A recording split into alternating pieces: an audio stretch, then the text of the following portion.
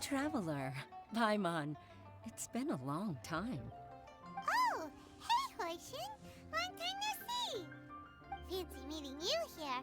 How's work these days? Thanks to the help of people like you and colleagues like Ganyu, better all the time.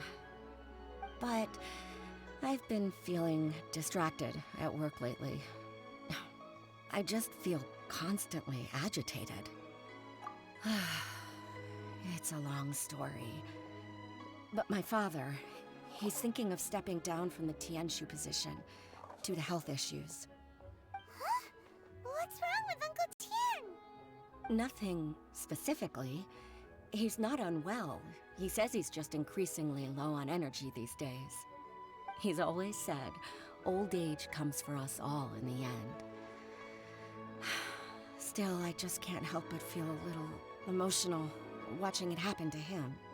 Anyway, my father's currently on the second floor of Yangsheng Tea House. Why don't you come pay him a visit with me? He seems very fond of you too. I'm sure chatting with you will make him very happy. Sure, let's go.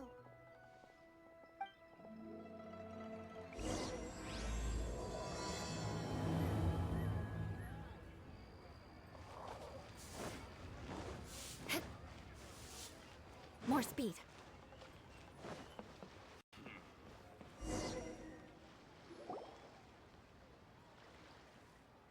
Uncle Tian, we're here to chat with you. Oh? What a lovely surprise. Welcome. Hoishin, why don't you go downstairs and get the shopkeeper to make us a fresh pot of tea?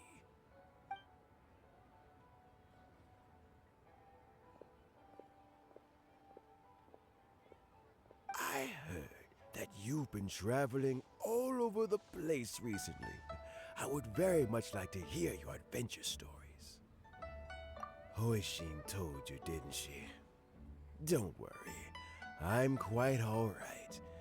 It's just the years gradually catching up with me. As I grow older, I'm starting to find that with many things, though the mind is willing, the flesh is weak.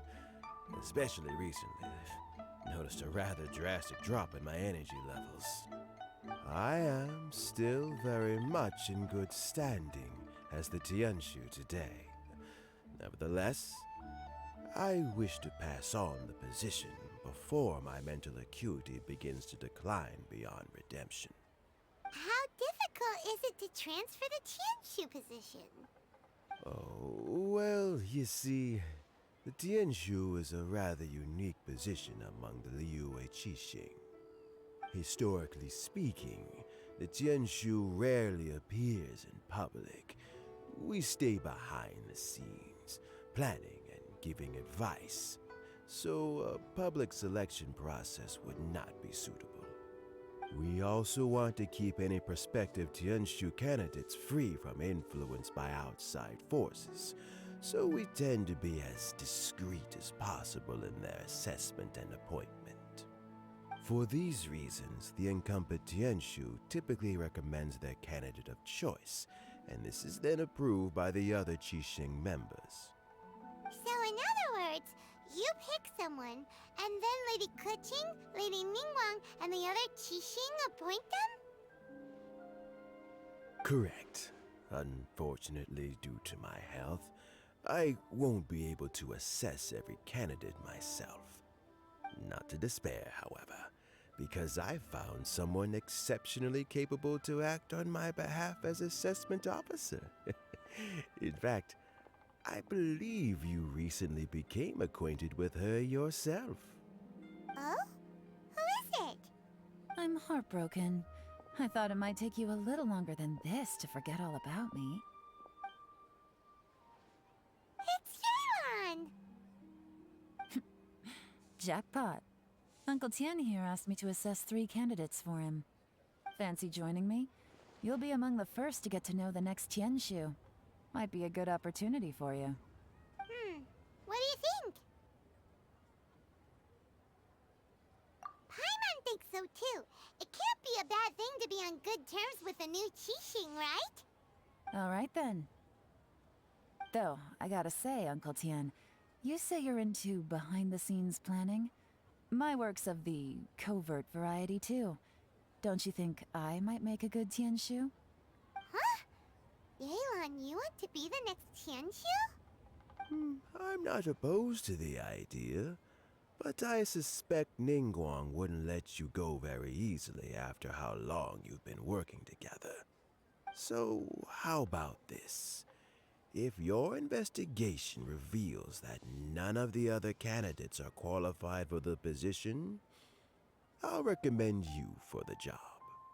Deal. Well, you guys take your time. Everything's all set for the assessments to go ahead. Meet me on the first floor when you're ready. Until then, have a pleasant conversation. Oh, and no need to pay for your tea. As the new owner of this fine establishment, this runs on the house.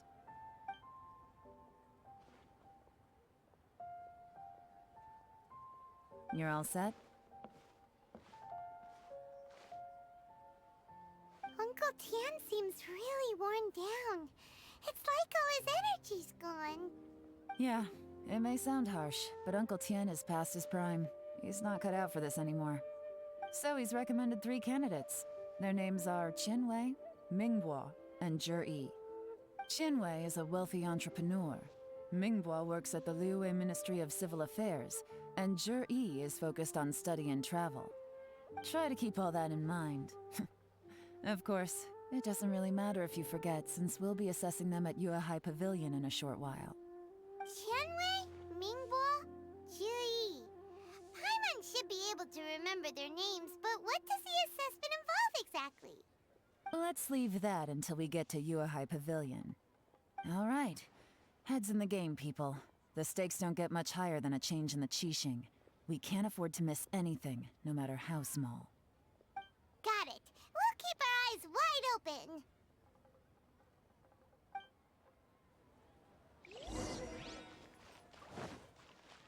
I'll protect us.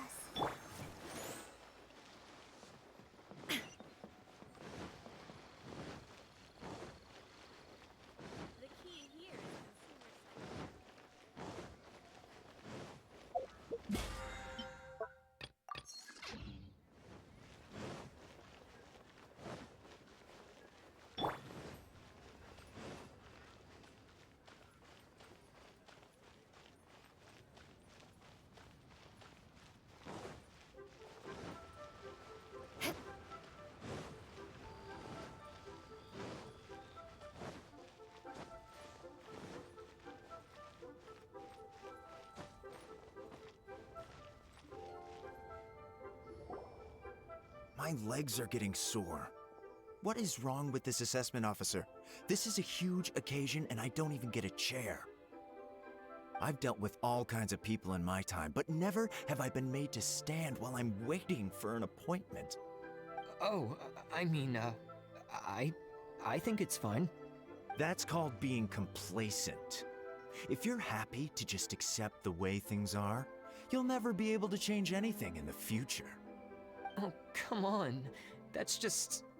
Now you're just... being unreasonable. All right, you two. Let's not get into a big argument over this. It's not worth it. Qianwei, that was a bit uncalled for. And Mingbo, cut him some slack. We've all been standing around for a while. It's natural to be getting irritable. Look, how about this? There's no rule saying we're obliged to stand up while we wait, so why don't we borrow some chairs from the guild nearby? Fine. They're not the best quality chairs, to be sure. But under the circumstances, it would be better than nothing. It looks like all 3 candidates have arrived. We'll meet them formally soon. Before that, let me run you through the assessment process. I've split it into 2 stages: current affairs and planning, and face-to-face interview. In the first stage, candidates are required to submit a manifesto for Liyue's development. In the second stage, we will ask them some questions in person. Writing a manifesto takes time, so I informed them of this requirement in advance. These are the reports they submitted. Wow. One of them is really thick. It's also worth mentioning a stipulation I gave them. Whoever is appointed as the new Tianshu will be expected to implement their plan as put forward in their manifesto. Failing the occurrence of some cataclysmic event, they will not be permitted to change their plan. Therefore, these 3 piles of documents in front of us represent where each candidate stands on key policy issues. There's still some time. Have a skim through, get a first impression of what each person's proposing. I'll be waiting off to the side. Just let me know when you're done.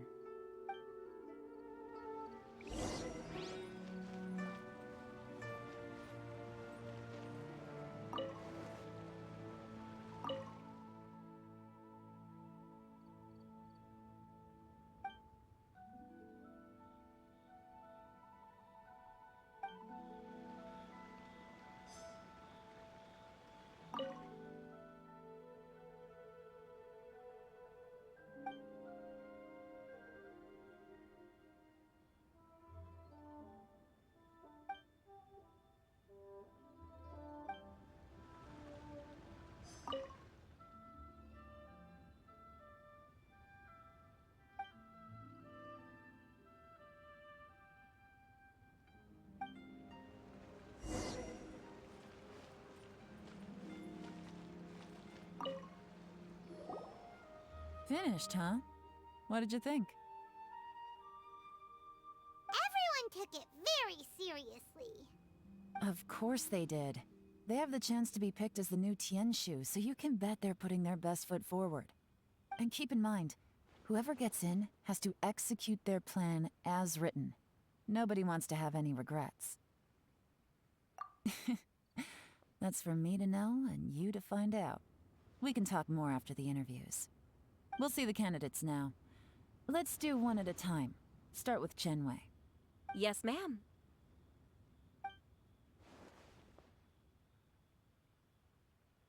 Oh? So you two are the assessment officers, are you?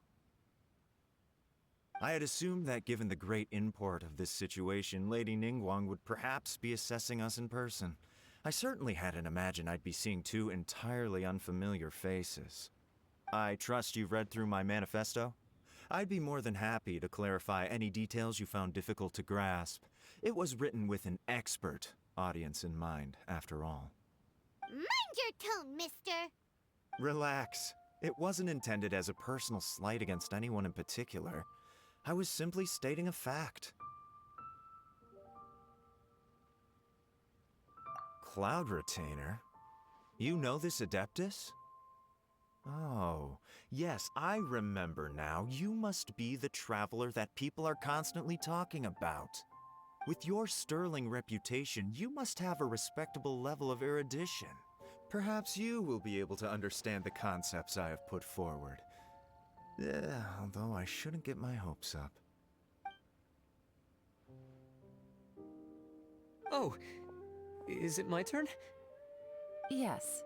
Please introduce yourself. I'm, Mingbo. I work in the Ministry of Civil Affairs. I've worked there for, 9 years, 5 months, and 3 days. In that time, I've handled, 2,347 cases. I have 12 active cases at the moment. They should be concluded in, 16 days? My current work is related to urban planning, and I'm also responsible for, auditing the accounts. To be more precise, there are 3 parts to the accounts, namely... Is it just Paimon, or is he not very good at public speaking? You know what? Let's leave the self-introduction there and move on to some questions. Oh, okay. Sorry.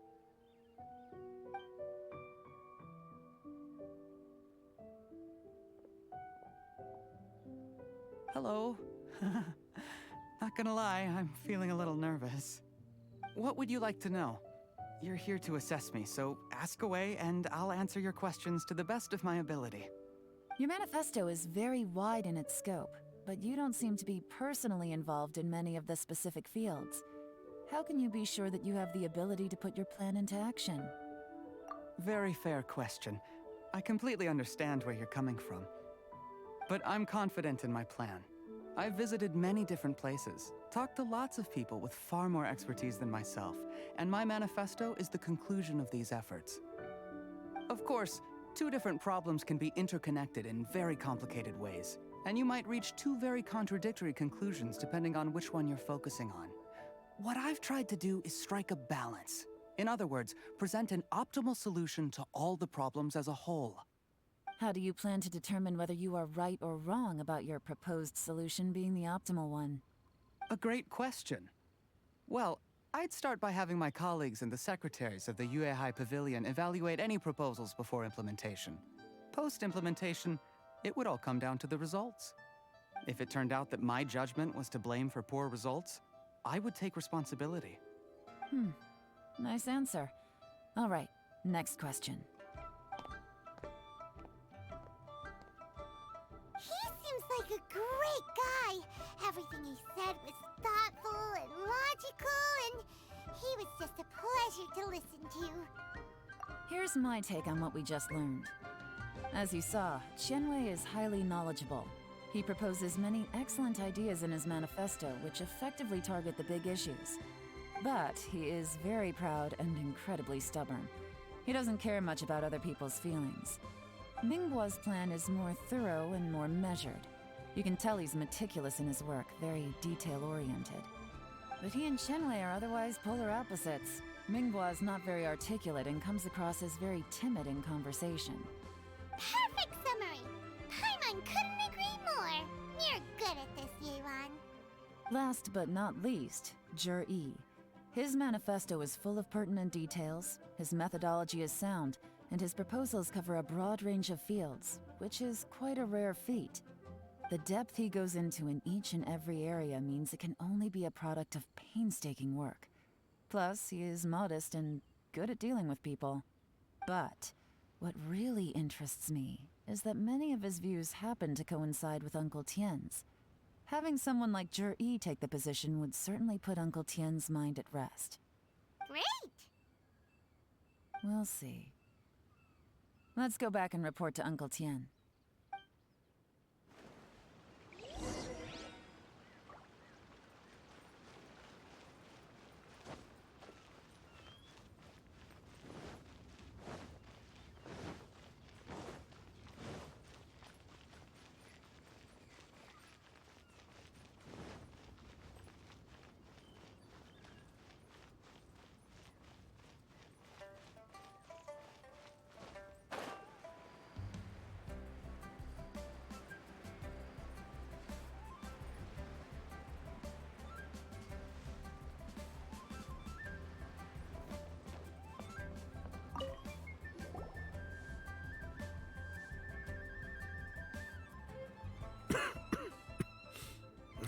I see. Then it's more or less as I anticipated. All right, then let me ask this. The ideas in Zhi's manifesto are very similar to your own. Is there any particular reason behind this? Oh, I didn't want to say anything when I gave you the list of candidates, for fear of affecting your judgment. But I can tell you now. Those three candidates have all studied under me in the past.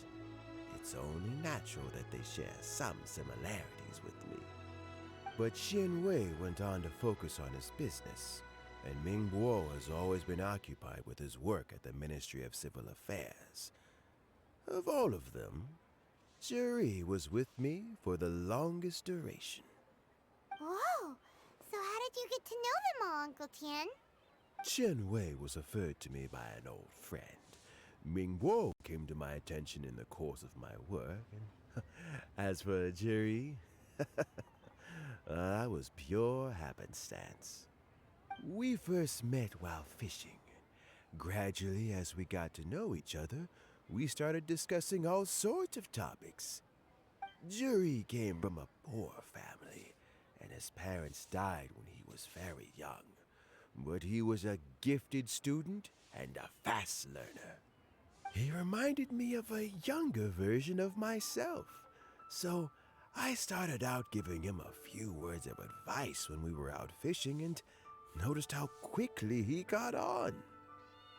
Quite And now, all of a sudden, he's grown into a mature young man.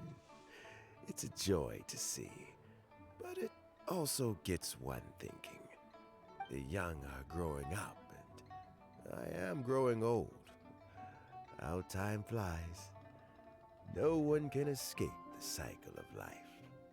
I don't know, Uncle Tian. You still seem in pretty good shape to me. You might have another few years of work left in you, don't you think? Oh, you. There's really no need to console me. Having less energy than I used to isn't such a bad thing. It just means I finally have a good reason to retire and spend my days doing what old men like me should be doing. Going fishing whenever I feel like it. Sounds like you sure love fishing, Uncle Tian. Ooh, there's nothing quite like fishing to pass the time. Ooh, and freshly caught fish, they make the most beautiful fish soup with barely any preparation required. Fresh fish soup. Sounds tasty. Doesn't it? Also, some time ago, Jury purchased a very special recipe from an old fisherman. When we've been fishing recently, Jury always brings some extra ingredients he prepared in advance. The addition of these makes the soup taste even more wonderful. That flavor makes for a fond memory. But at my age, who knows how many more chances I have left to taste it again. Oh, can Paimon come next time too? Paimon really wants to try it. Let's get back to the matter at hand. Uncle Tian, we've reported back. Do you have a verdict? I appointed you as the assessment officer, and I trust your judgment. Had you not asked me why Jury's ideas were so similar to mine, I was not going to mention my history with any of them. This decision must be guided by what is fair and right. Please disregard all other considerations and make your final decision only after a thorough review of each candidate's talents and capabilities. Remember, you must be thorough. Understood. Come on, let's go talk somewhere else. Bye-bye, Uncle Tian. Look after yourself.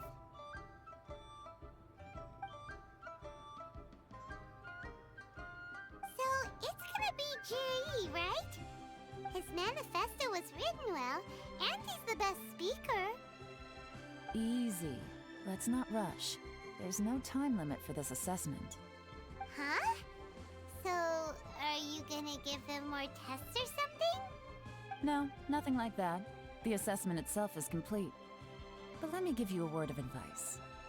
Things are not always as they appear. The biggest no-no in intelligence work is to only get information from the person of interest themselves. The truth is almost always hidden beneath many layers of deception. You have to get information through many different channels. For example, Wenyuan, Shanghua. Yes? Lady Yelan, what are your orders? Ugh! Who are they? Where did they come from? Did they scare you? These two are Wenyuan and Shanghua. They work for me. As my trusted assistants, they are always standing guard nearby. They also perform various assignments as required. Shanghua is a business expert who gets his information by trading. Wenyuan relies on word of mouth. And there's also Upei, who's not here right now. That meathead must have been out there on sea surveillance for some time now. Is he all right? I seem to remember that he can't swim. Nothing can take that guy down. Certainly not a little wind and waves. Shanghua, visit all the commerce guilds and look into Qianwei's background. Wenyuan, go to the Ministry of Civil Affairs and look through Mingbo's work files. Yes, ma'am. So what about Juri? Juri, well, obviously as the most promising candidate, we will be investigating him ourselves. Let's go to the docks first. Lots of people passing through there. You can find out all kinds of things. If we're looking for information, why don't we try talking to Bulai, the owner of Wanyu Boutique? He does business at the North Wharf. Maybe he has some news for us. That's actually not a bad idea. Let's go and ask him.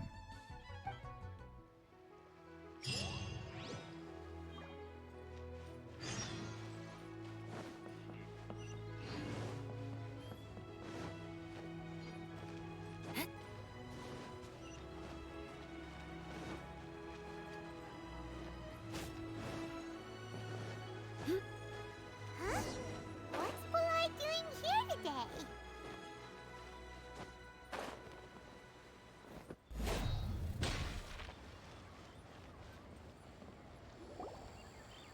Look, your asking price for this batch is just too high. I can't buy in at this price. How am I supposed to turn a profit? Come on, hear me out. I'm telling you, this is the single best batch of Sunsetias ever. You won't find anyone who disputes that. I accidentally dropped one into a well, and even the water turned sweet. Even so... All right. I'll let you in on a little secret. The boss of Second Life also wants to buy from me, but I haven't responded yet. If you won't take him, I'll just have to partner with them instead, and neither of us wants that. Okay, well, when you put it that way, I'll accept your asking price. I'll take all your stock. Don't sell a single one to Second Life.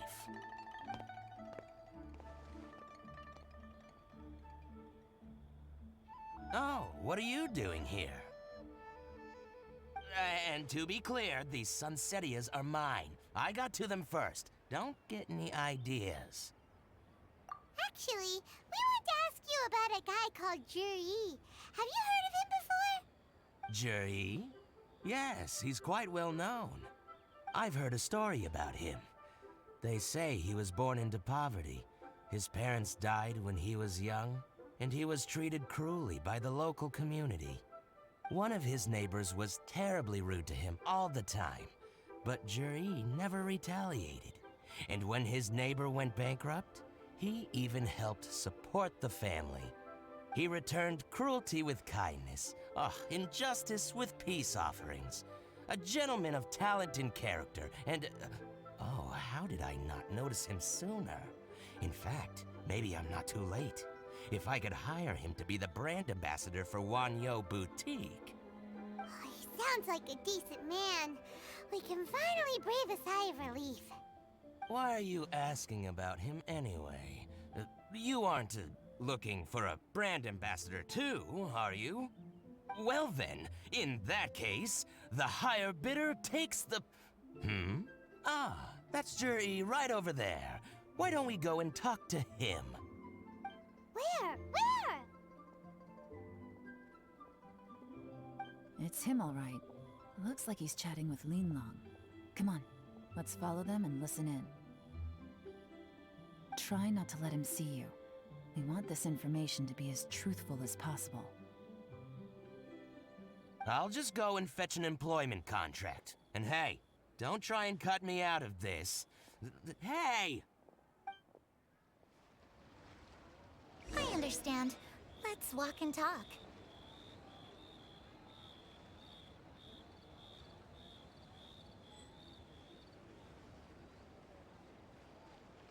So, you were looking to buy a wineware set?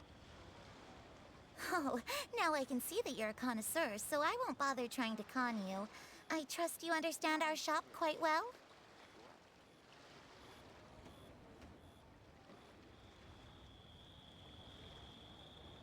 The truth is, an old friend of mine who likes to have a drink. What's the hurry? Don't get too close, or he'll see you.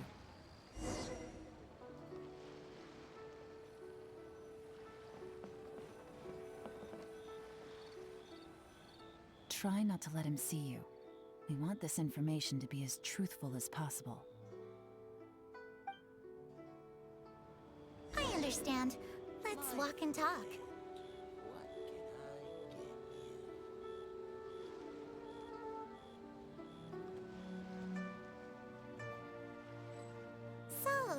looking to buy a wineware set? Oh, now I can see that you're a connoisseur, so I won't bother trying to con you.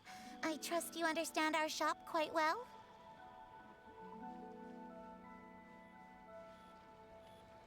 The truth is, an old friend of mine, who likes to have a drink now and then, he fancies himself as a man of culture, but doesn't care for needless extravagance. So I thought I might buy him a set of high-quality fakes. How very thoughtful of you. Leave it to me, then. Come and collect it at Shigu Antiques whenever is convenient.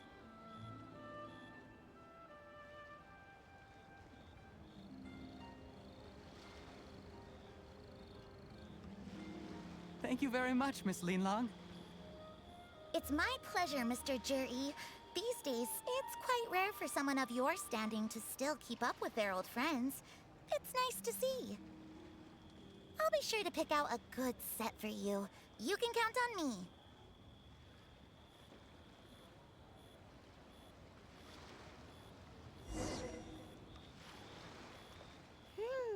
Juri seems to get along really well with everyone. Are you satisfied now, Yelan? Seems like everyone thinks Juri's a great guy. We shouldn't jump to conclusions just yet. Let's go check out the wharf where he usually goes fishing. Do we have to? Wait, you're not just trying to dig up some dirt on Juri because you want to be Tianshu yourself, are you? Maybe I am. Maybe I'm not. But hey, if I do become Tianshu, I'll look out for you guys. You'll be able to try all the finest food for free. How does that sound? We will? Well, come on! Off to the South Wharf we go!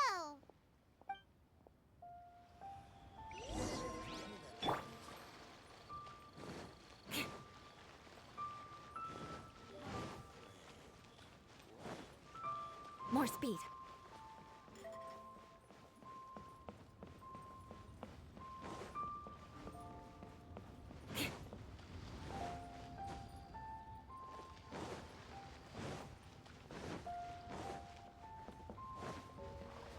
Shudder!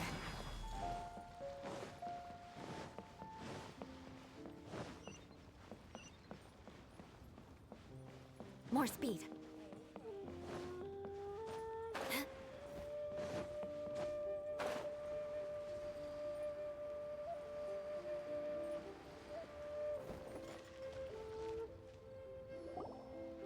The wharf is as busy as ever. I hear the anglers here sometimes sell their fish to the nearby fishmongers. Let's see what Uncle Soon has to say.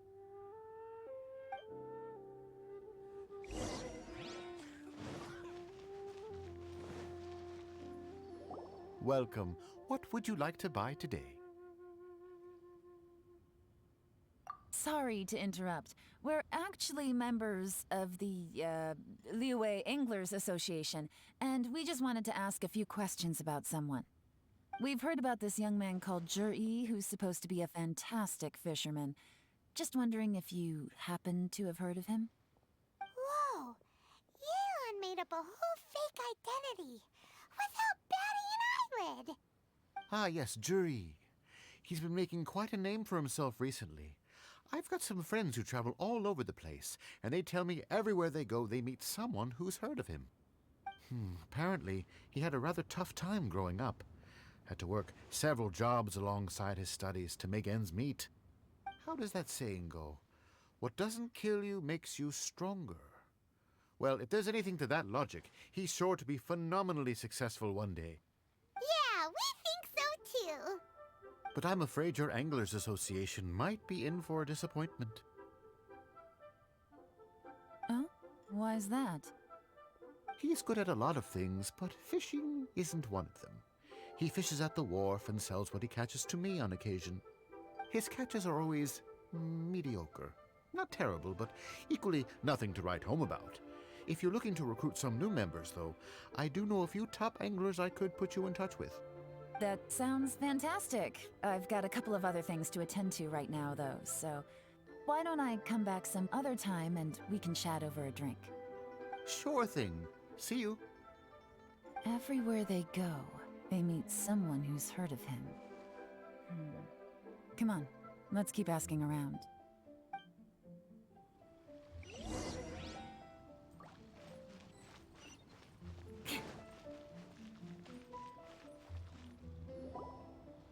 Here to buy some fish? It's 300 for one or 3 for 1,000. You better hurry. When they're gone, they're gone. Hello, we're from the Society for Fish Price Research. We'd just like to ask a few questions. Wow, she switched identity again! Society for Fish Price Research? I haven't done anything illegal. Stay out of my business. Please, don't worry. We're just here to conduct a simple survey.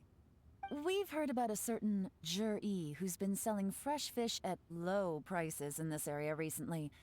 Do you know anything about this? So this isn't about me. You should have said something, you know. I know the guy. I can tell you what I know. I haven't heard anything about him selling fresh fish at low prices, but it wouldn't surprise me if it was him.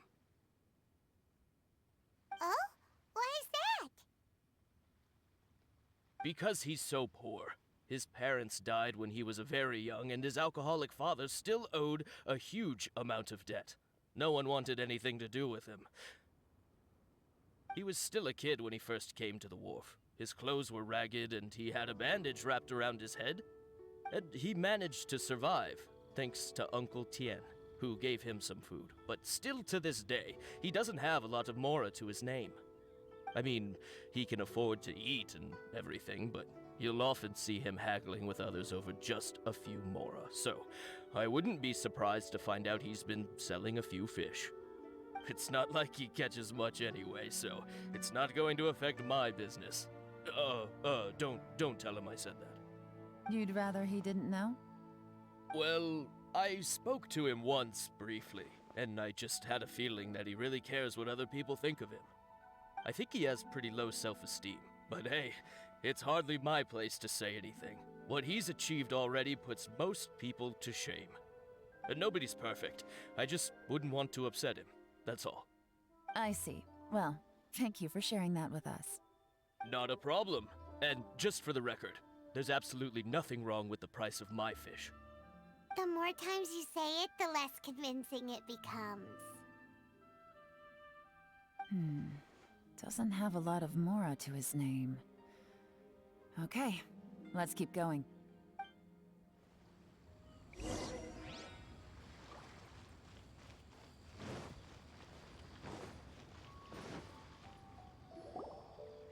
Hey, it's you guys! Wait, what's the phrase? Oh yeah, honored to meet you. What brings you to me? The truth is, we are but newcomers to this territory. We heard tell of a great martial artist, Master Dugu, who knows everything there is to know. Hence, we sought you out to ask for your guidance. Really? People said I know everything there is to know? But of course, we also heard that Master Dugu is a kind and virtuous swordsman who never turns away anyone who comes with questions. Great! So what do you wish to know? Nothing happens on this street that I don't know about. Now she's lying to a kid. So, Master Dugu, have you heard of one by the name of Jur-E? Sure have. You mean that guy that all the grown-ups are talking about these days? I've heard many tales of Jur-E. For example, I can't remember. Probably because it's nothing that important. I prefer stories about sword-fighting heroes. Oh, I can completely understand that. Then let me ask you this.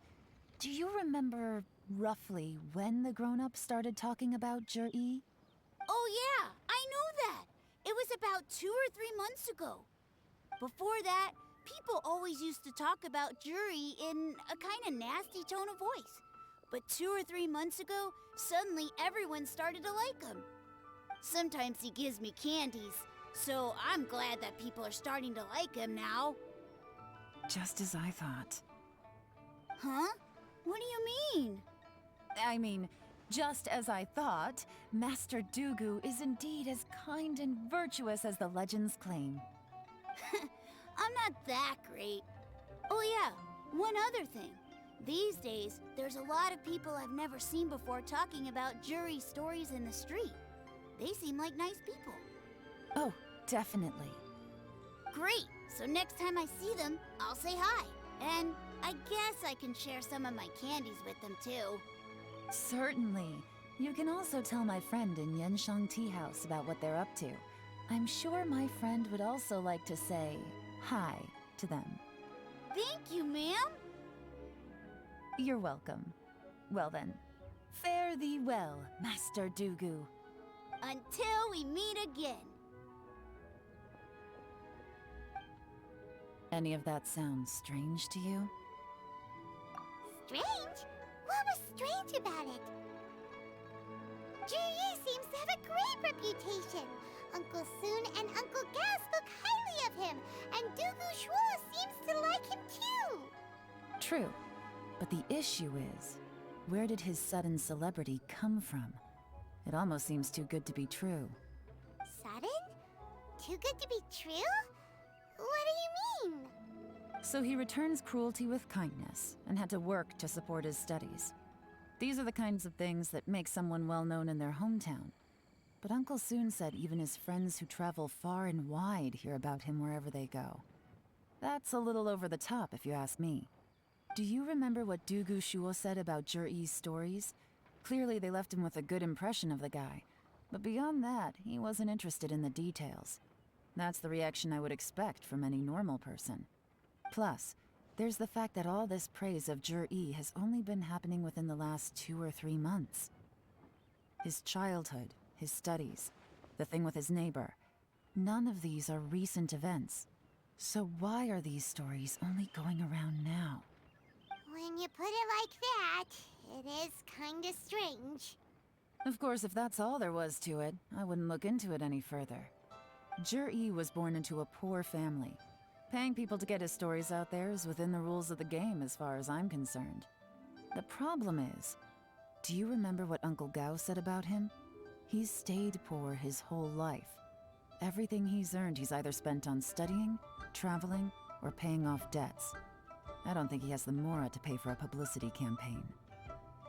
Right, and that changes everything. It can mean a powerful faction is trying to gain influence over the Liu Qixing. That's the worst-case scenario. But all too often, the most pessimistic speculation turns out to be closest to the truth. Someone's trying to gain influence over the Qixing? That sounds serious. What should we do? Even if we asked Juyi about it, surely there's no way he'd admit it. First, we need to find out who's supporting him. Don't worry, I've got a plan. Remember the current affairs and planning stage of the assessment? Since the successful candidate is duty-bound to implement their plan after taking office, their manifesto tells us their stance on key issues. Whoever is secretly helping Jur'i must be seeking to benefit from his actions after his appointment. So, we should be able to find some hints in Jur'i's manifesto on who we're dealing with. Come on, let's get back to Yenshang Tea House.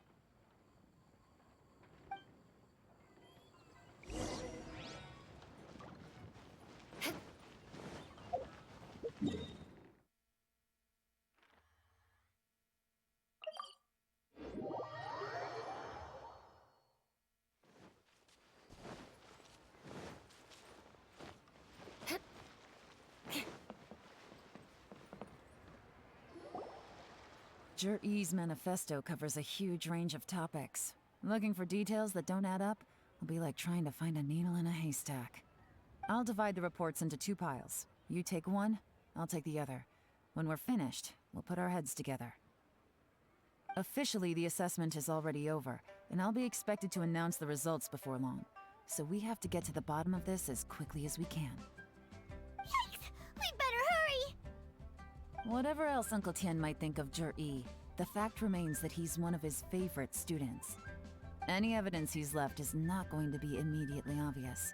We'll have to look carefully and think critically.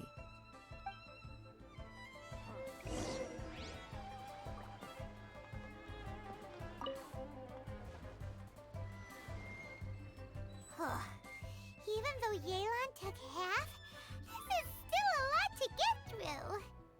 Well, we gotta start somewhere.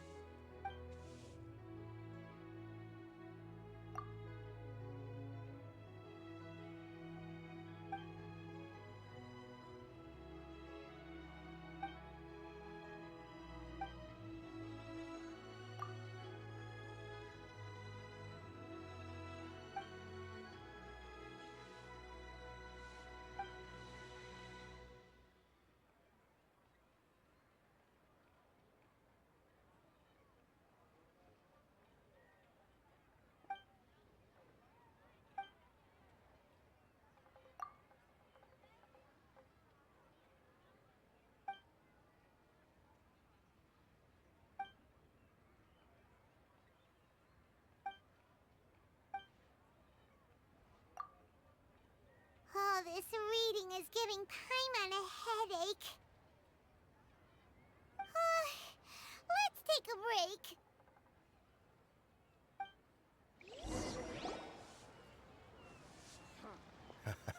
break. Looks like I'm the first one back, as usual. Oh, hey! It's one of Yelan's little helpers, Xianghua! If you're back, that means you finished investigating Qianwei, right? You betcha.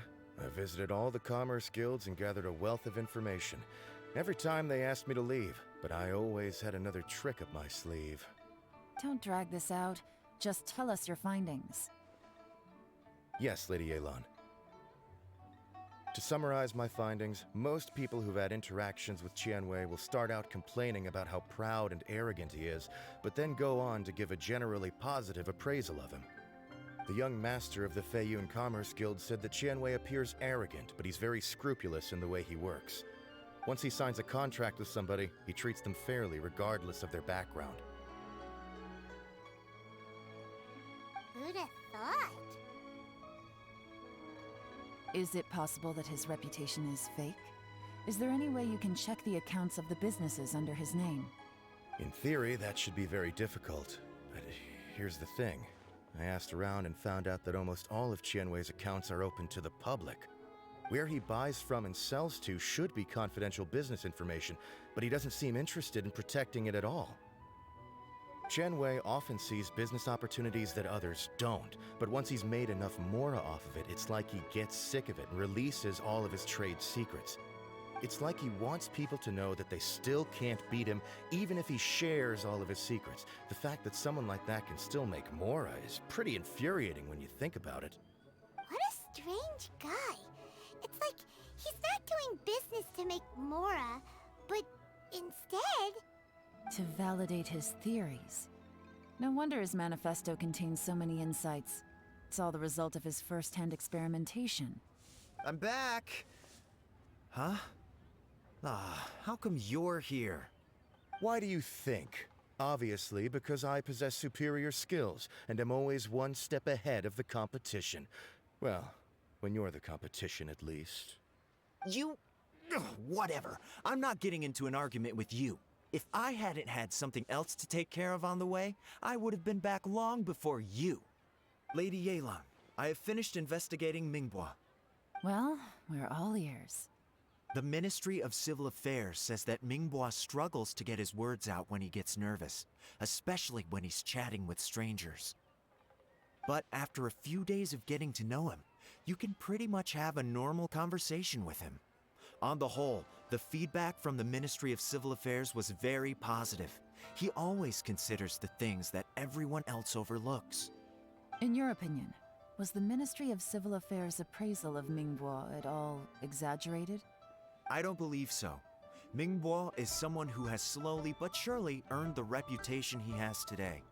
According to Miss Yu, the Ministry often gets Mingbua to take a final look at projects before they're implemented. People feel much more confident in something if it has his stamp of approval. Oh, and also, there was once someone in the Ministry who was lying and cheating to try to advance their career. Mingbua gave them the scolding of a lifetime. Apparently, he can be terrifying when he loses his temper. I haven't seen it for myself, though. Whoa, that's hard to imagine.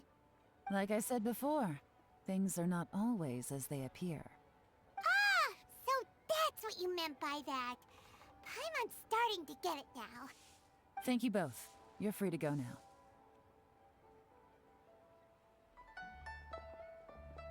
So, have you finished reading the manifesto? We still have a bit left.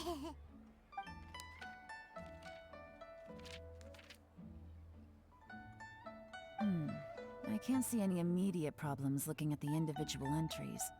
The only one that strikes me as a little unusual is the Cheongshu Pool redevelopment plan. Cheongshu Pool has always been home to many secrets. Plus, Ajdaha once wrought havoc there, so there are even more secrets buried deep underground. At some point, a rumor began to go around that there is great treasure buried beneath Cheongshu Pool. A long time ago, with the approval of the Qixing, a mining team conducted an exploratory excavation there. So, did they find any treasure? None. The ruin was completely impenetrable. The only way they could have gotten through the solid rock would have been by blowing it open with a special kind of explosive. The technology wasn't mature enough at that time, so the excavation project was shut down and the treasure became a mere legend. Zhi-Yi's manifesto focuses on solving problems, and this treasure hunt seems extremely risky. It seems out of step with the rest of his plans. Still, this one fact alone doesn't tell us much. Everyone wants to get their hands on this treasure. The treasure hoarders, the Fatui, even local Liyue factions. Did you find anything? Excavation? Project? Treasure? Did we read anything similar in our half of the manifesto? Oh yeah! Zhi-Yi said the Blackcliff Forge workers should get right of first refusal if any suitable projects come up. Did he now? Well, that makes everything much clearer. So Zhi-Yi wants the Blackcliff Forge to excavate the treasure of Cheongshu Pool. Does that mean the Blackcliff Forge is Zhi-Yi's secret supporter? No, not likely. I've looked into the Blackcliff Forge before. They aren't involved with any powerful factions at present. They do possess some specialized explosives, but it would seem more trouble than it's worth to put so many resources into a risky project like this. Still, since the clues are pointing toward the Blackcliff Forge, we should see where they lead. We may well find something new. Qianwei and Mingbo both turned out to be completely different than what we thought. What about Zhi-Yi? Is there another side to him too? Try this.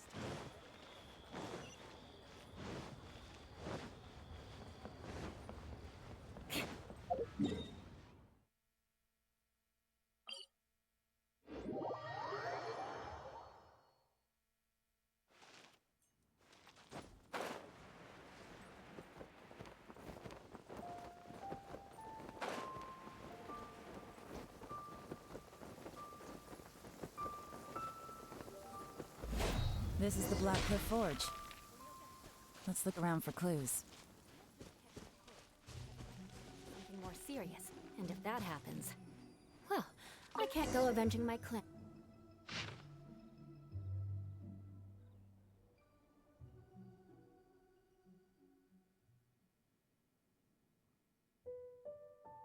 What's this? A diary? From the back, it looks like a ledger, but it seems they also use it as a site log. We don't know who wrote it, but it's interesting, don't you think? These newcomers, who could have sent them? You think they're suspicious? Yes. Look, it says right there, one of them's already been promoted to team leader. At this rate, by the time the Cheongshu Pool redevelopment plan is ready to roll, they'll be the technical backbone of the team. That'll give them the chance to take a lot of liberties. They can copy any secret texts or steal any treasure they find underground. Imagine if we didn't suspect anything. By the time Zhi-Yi recommends the Blackcliff Forge for the excavation project, at most we would maybe do a fresh background check on the place. No red flags if all they did was change some key staff. And even if we decided to vet the staff individually, they'd have had more than enough time by then to come up with fake identities. That's the advantage of planning this far in advance. It was a clever move. When you put it like that, it all makes sense. If we hadn't found this out, someone else would have stolen the treasure. So, who's really behind all this? That's a question for the newcomers. But let's start with that worker over there for now.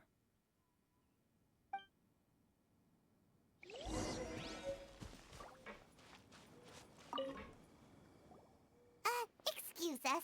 We want to ask you about the newcomers. You want them to teach you or something? I gotta say, these newcomers are in tip-top shape. Fast learners, too. They're picking up all the skills unbelievably fast. My only complaint is that they're always going out drinking at night. But they never let us join them. I guess they just need some time to adjust. I'm sure we'll get to know each other over time. They go out drinking. This area isn't exactly renowned for the nightlife. I'm guessing it's a long trip to the nearest tavern. You got that right. They tell me they go all the way back to Liyue Harbor to drink at Wanmin Restaurant. It rained after work today, so they actually stuck around at the site for a while. But as soon as the rain stopped, they went out drinking again right away. Hey, you're only young once, right? I say, if they can hack it, let them at it. Interesting. Let's go talk somewhere else.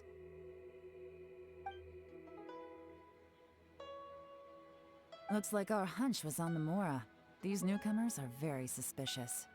Drinking in Liyue Harbor, huh? Some cover story. I'll wager they've been going to intelligence updates. Good thing it rained today. It means they'll leave footprints. I doubt they'd give themselves away that easily, but let's follow them and try our luck.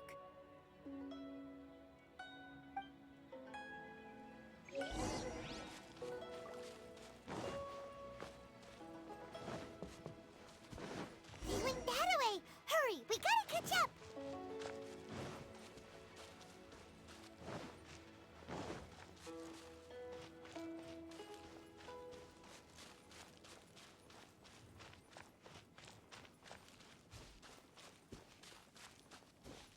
More speed. These footprints are heading towards Liyue Harbor. Maybe we were wrong about them. Just as I thought. They didn't go to Liyue Harbor. They went that way.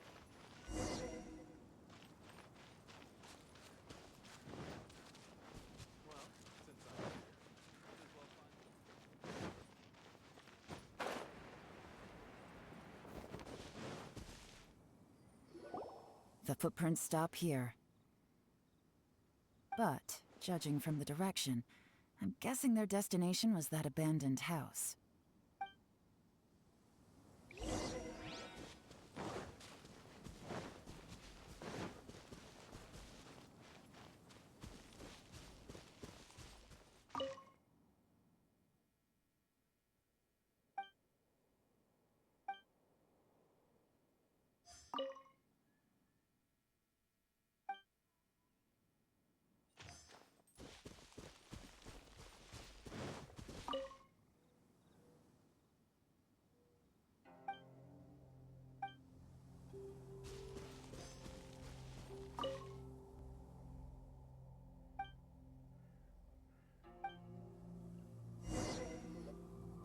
Looks like we were too late. This has gotta be where the newcomers rendezvous with whoever they're working for. But all the evidence has been destroyed. Look at these ashes.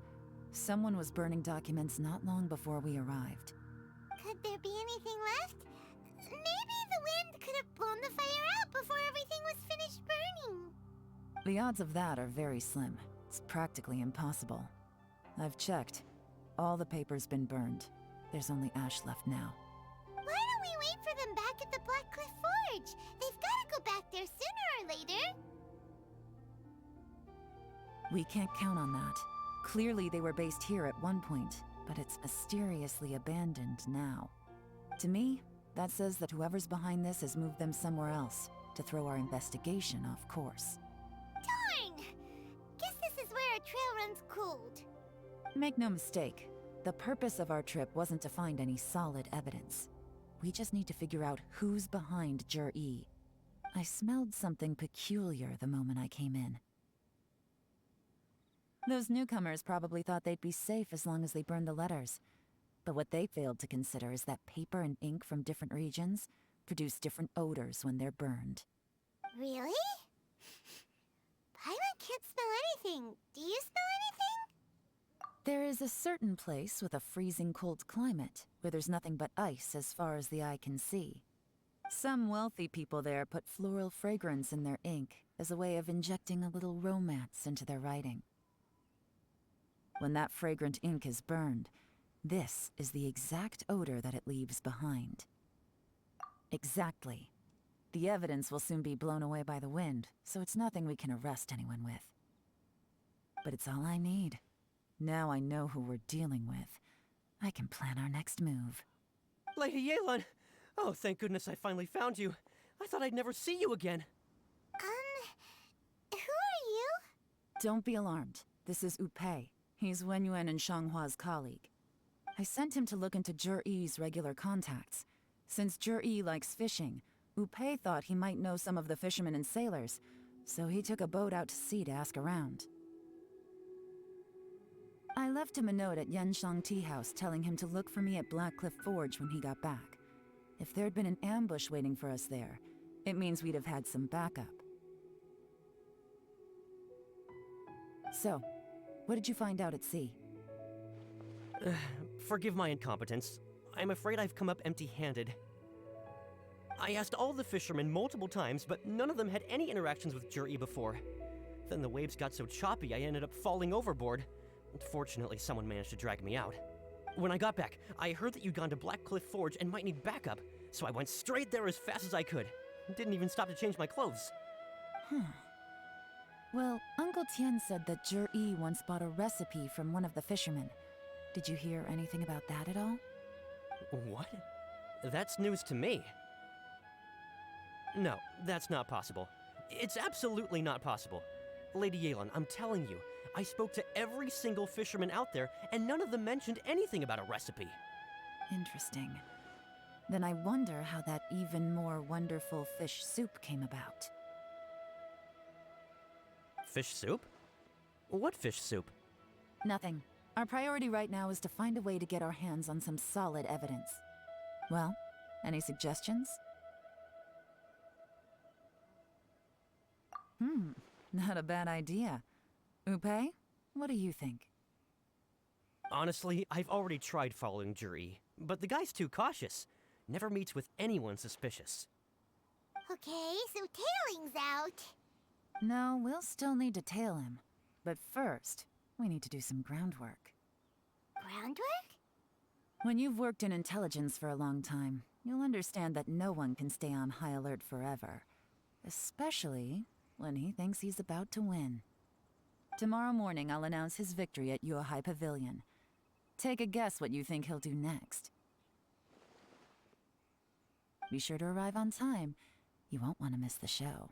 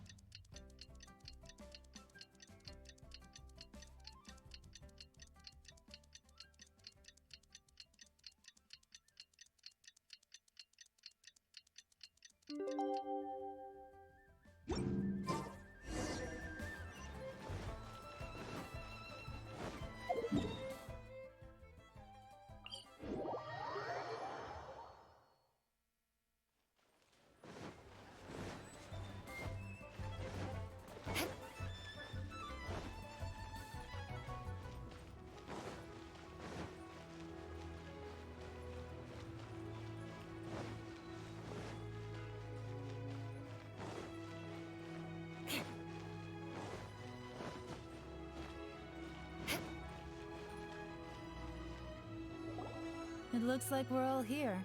Well then, Time for me to announce the results of the assessment process.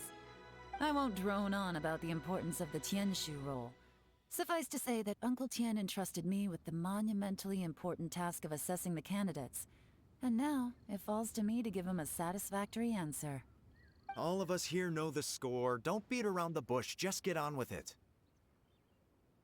Qianwei has many pioneering ideas, but some of his plans are lacking in detail, and he easily gets into testy exchanges with other people.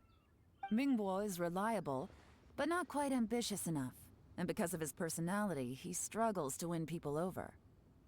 In contrast, Zhi is evenly balanced across the board, and enjoys an excellent reputation in Liyue. After much consideration, I have decided to recommend Zhi to the Liyue Qixing. What? Oh, congratulations. Thank you. Honestly, I'm a little surprised to hear my name being announced. In my estimation, all three of us are worthy candidates for the Tianshu position.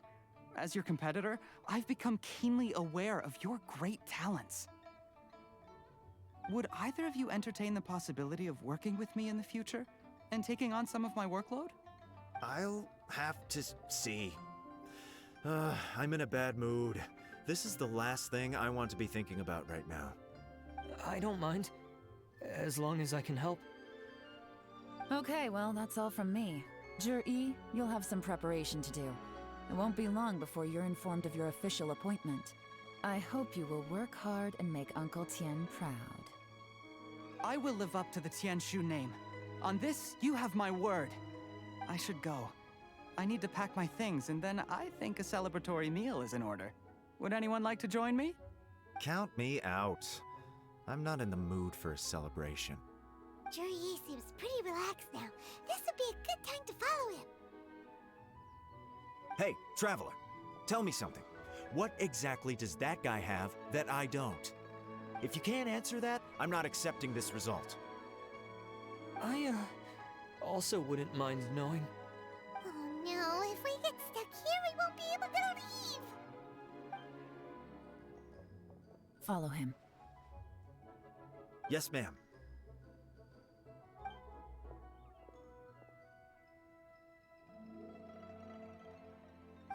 We finally got rid of them! Lady Yelan, Zhi has gone towards Feiyun Slope. Follow him, quickly. So Zhi really sided with the Fatui? But Uncle Tian thinks so highly of him. Why would he do this?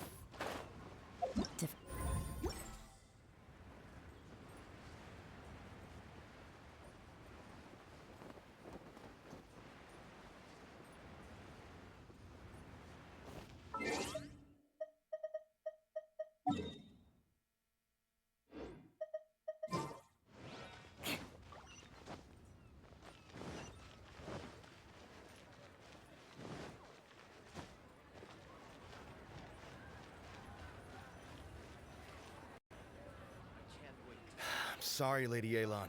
We lost him. He's too good at this. We weren't able to keep following him without being seen. How the heck did he manage to shake Yelan's subordinates? I guess Zhi didn't let his guard down. Still as vigilant as ever. No, Upei says he's much more relaxed than usual. Maybe it's just how he's wired. Perceptive enough to sense when he's being watched. But how? Don't blame yourselves. Let's not forget he was trained by Uncle Tian himself. Evading detection is not an unusual skill for him to have. If I'd asked you to tail Uncle Tian, you'd have ended up at a dead end too. It's fine. So, where did you lose him? Xinyue Kiosk. He only went in briefly. Upei and I were watching outside the whole time. A few moments later, a man dressed in a completely different outfit came out. Upei had a feeling that it was him, but we couldn't get close enough to check without blowing our cover. I figured that if we spooked him, it would undo what we've accomplished today so far. Another option would have been to arrest him there and then, but without any evidence, that would have been meaningless. So I stopped Upei, and I stayed here to wait for you while that meathead went to ask around in Xinyue Kiosk. Good work. The fish didn't take the bait, But that's okay. As long as he's still swimming around, we'll find a way to catch him eventually. Let's go to Xinyue Kiosk. More speed.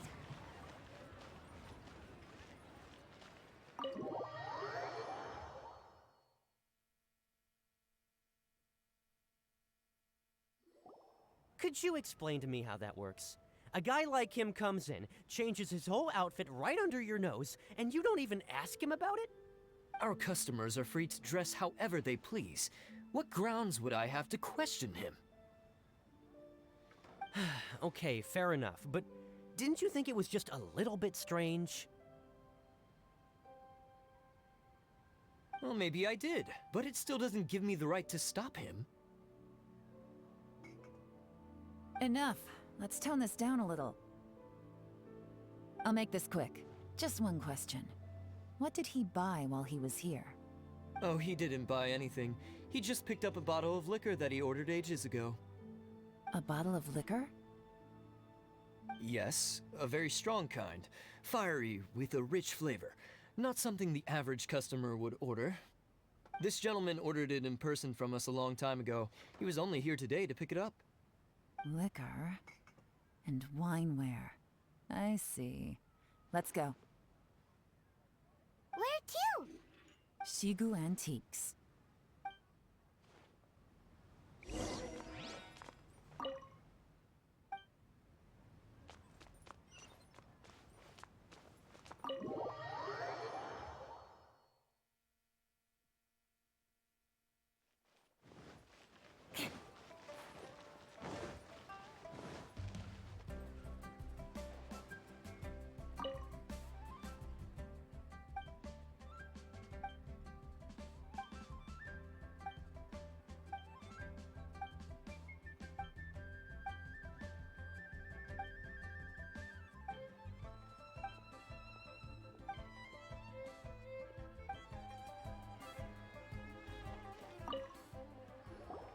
Hey, Miss Linlong. Sorry to bother you. Zhi ordered a wineware set from you not long ago, right? We're friends of his. He's been telling us how impressed he is with the quality, considering how affordable it was. So we just had to come and take a look for ourselves. Sure. Which model are you looking for? We don't really know a whole lot about wineware. Let's just go with Zhi's choice. Would you be able to show us the one he bought? Zhi picked up his set not long ago. As a quality imitation of an antique wineware set, it has the look and feel of a luxury item. Just so you're aware, we don't have many of this model left in stock. And now that Mr. Zhi has taken one, I'm afraid it may encourage the price to go up a little.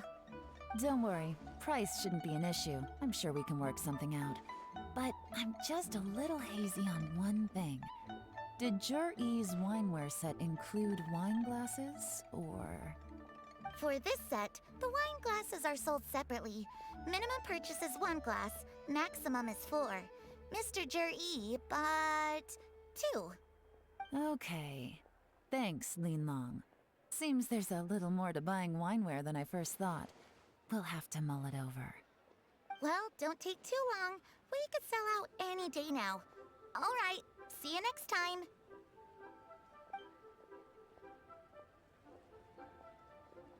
This is turning into a real headache. I'd just like to point out that we have the self-professed Grand Master of Fieldwork here to thank for being wholly incapable of tailing an ordinary civilian without being seen. It's not like you did any better. My specialty is information trading, okay? I don't have the physical agility. What's your excuse? Fair point. Yelan, so has the plan failed? Oh, if we can't figure out where Jerry went, there's not much we can do. But why was he buying liquor at Xinyue Kiosk anyway? To celebrate? If so, it's no ordinary celebration. What do you mean? First of all, Zhi isn't much of a drinker. On some level, he hates alcohol because of what it did to his father. If he was just looking to celebrate by himself, he wouldn't spend his meager savings on an expensive bottle of alcohol, let alone buy a pair of special wine glasses. No, this is a victory feast.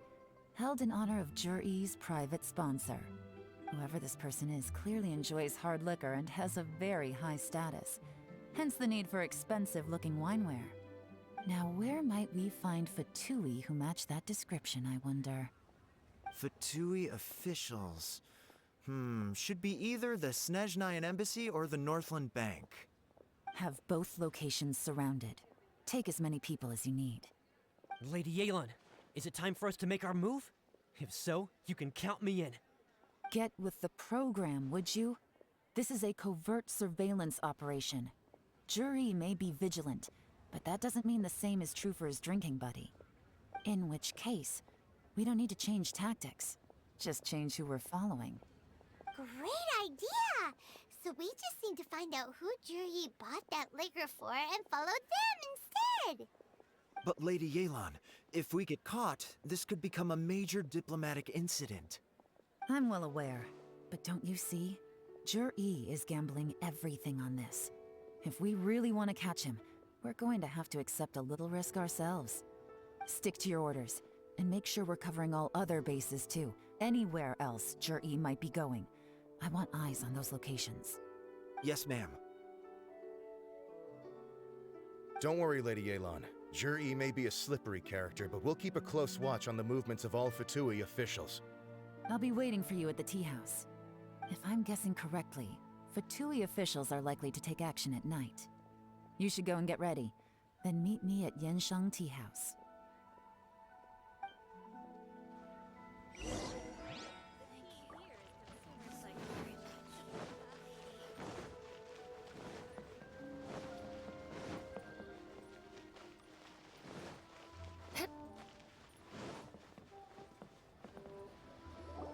Perfect timing. Wenyuan just sent word that the Fatui ambassador, Yusupov, just left the embassy alone. He's heading in the direction of Qingshu Pool. Qingshu Pool? That's the place Jerry mentioned in his manifesto! It looks like that's where they've arranged to meet. Sensible choice, I'll give them that. Qingshu Pool is always crawling with monsters. Most people wouldn't dream of going there. It's one place they won't need to worry about being seen.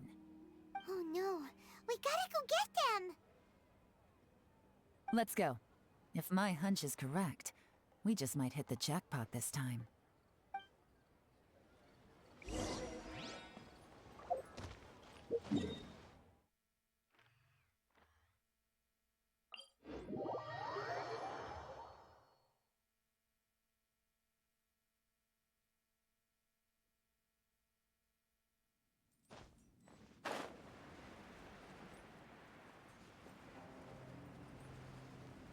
This is Qingshu Pool, full of ruins, crawling with monsters.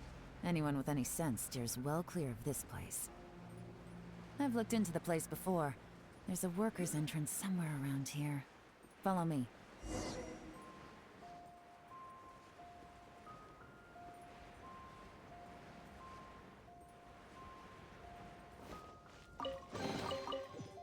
What do we have here?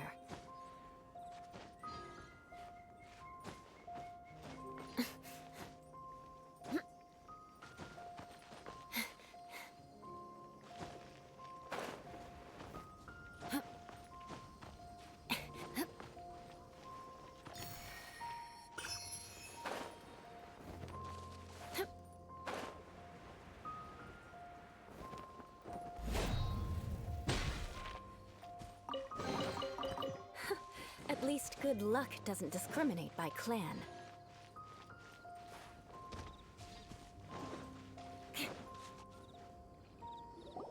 There's been some work done on this place in the past, but it's a bit of a labyrinth inside. I can't guarantee we'll be safe once we're underground. The workers left an emergency access route. If we can find it, this will be a much easier journey. Still, be ready to fight at any moment. Any resistance needs to be taken out quickly and quietly. We don't want to attract too much attention. Don't worry, we're all professionals here. By the way, Yelan, where are your 3 little helpers at? They have other things to take care of first. We couldn't afford to wait for them, but they'll join us later.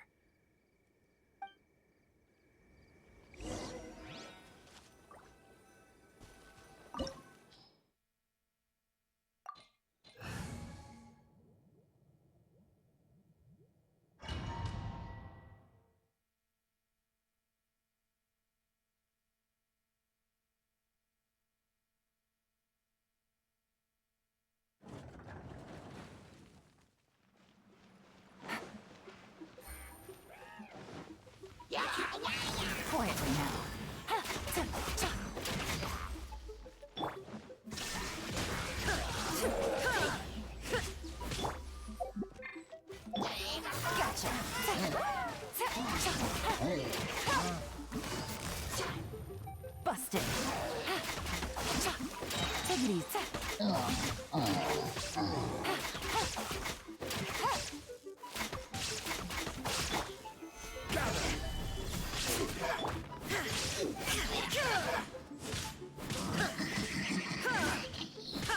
As I expected, but this shouldn't be too much trouble.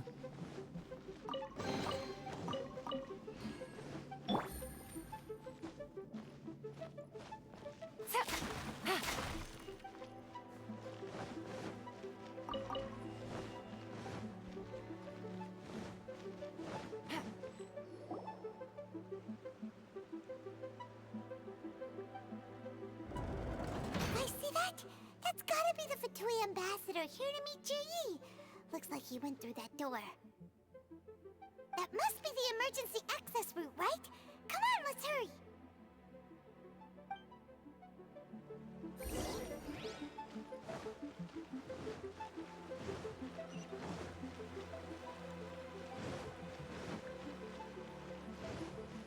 This is the construction workers' emergency access route, but it's closed tight. Trying to break through would be risky. Let's see if we can find another way.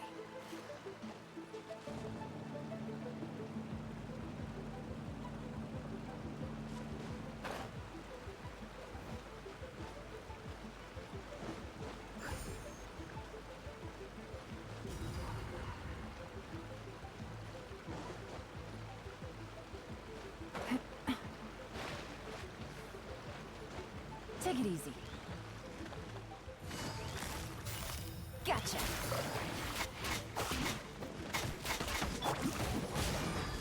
Let's dance.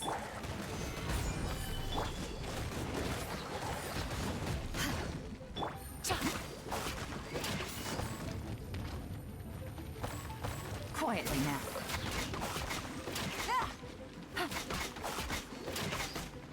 Here comes the catch.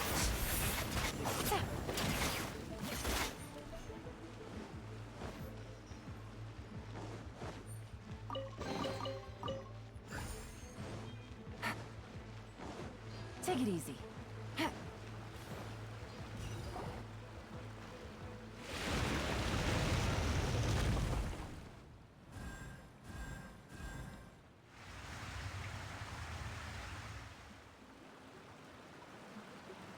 water's gone down.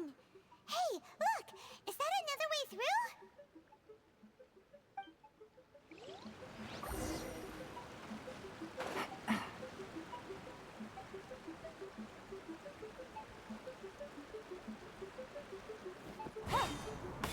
Take it easy.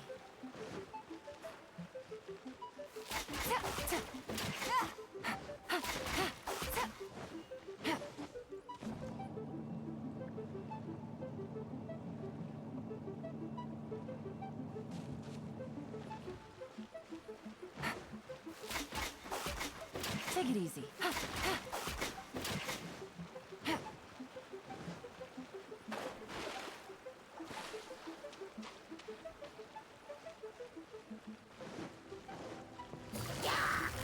Busted.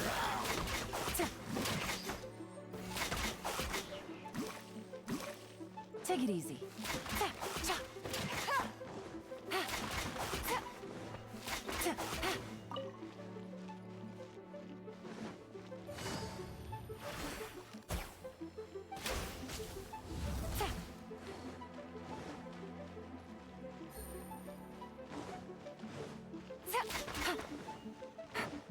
Take it easy.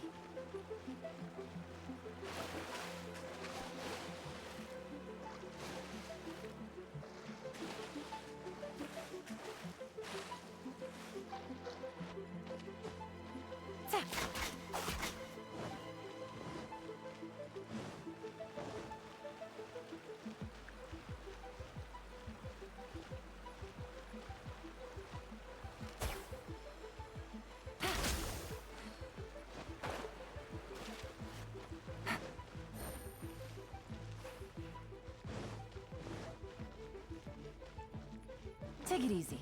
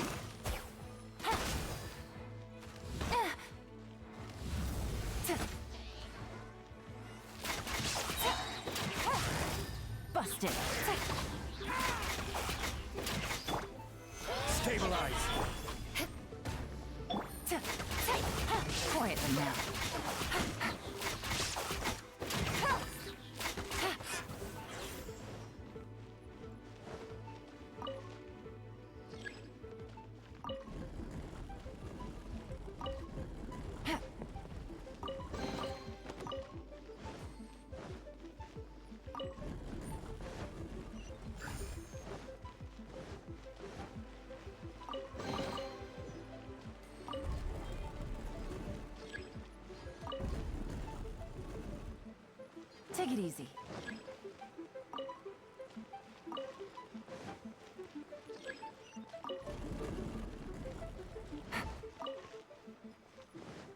Take it easy.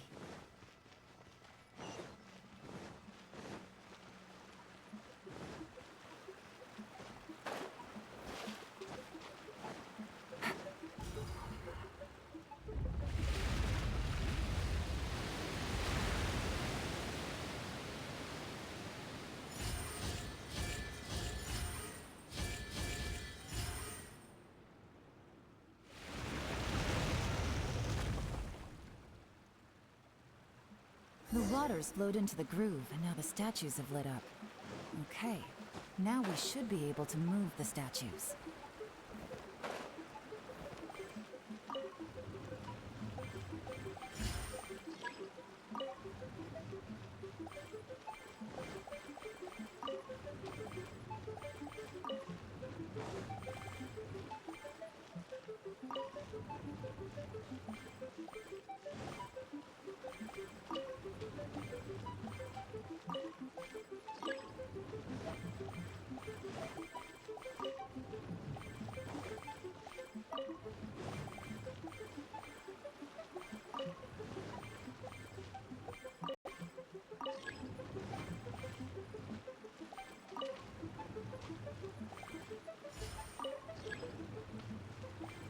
The door is open. Let's go. We should be nearly at the bottom now. Let's wrap this up.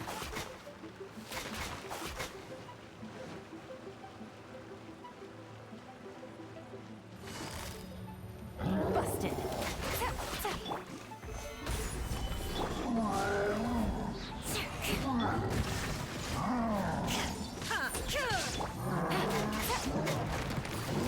Quietly now.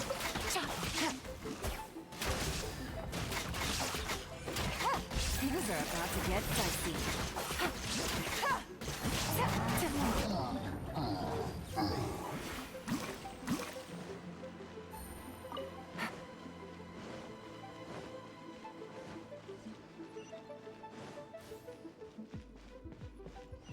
Take it easy.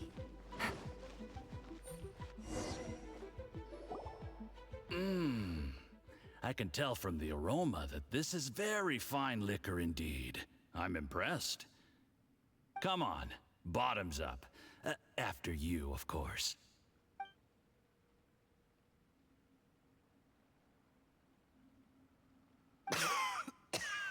Oh, sorry, that went down the wrong way. I've never drunk anything this strong before. It'll take me some getting used to. You'll get there. If you want to stay friends with us, you have to drink with us. I'll do my best. You're more of a lightweight than I thought. Already struggling after one glass? I thought you were made of sterner stuff. You certainly kept it together when you were poisoning your teacher's soup. Come on, another round. Less talking, more drinking. Sure. You didn't leave me much of a choice, though, did you? Just the mention of poisoning sends shivers down my spine. I'm more timid than you realize. Every time I poisoned him, I had to hide away at home for a few days because I was so scared of getting caught. Look, I know it has not been easy for you, my friend. We appreciate all your hard work. But, I have to say, you really are quite a genius at poisoning people. I mean, the poison we brought from Snezhnaya is as strong as this wine, but you found a way to turn it into an imperceptible, slow-acting poison, and came up with the idea of delivering it through fish soup. What was it you said? Oh, yeah. You said the soup's fishy flavor neutralizes the pungency of the poison, and this process even makes the soup tastier as a result. How did you think of that? It struck me one day when I was fishing. I'm lucky it did. Otherwise, I'm not sure I would have been able to fool Uncle Tien. You have performed excellently. The Fatui will continue to provide the support you need to consolidate your position as Tien Shu. Of course, this is as long as you continue to do as we instruct. Aside from Qing Shu Pool, We also have some other requests for you, which we will inform you of in due course. Don't worry. Whatever tasks you have for me, I will perform them diligently. Did you hear that? It was poison! That's why Uncle Tian hasn't been feeling well recently. It's all Jurye's doing. What a nasty guy! Seize him! Hold on. Did you bring a camera? If not, you can use mine. This is quite a scene. We have to capture it for posterity.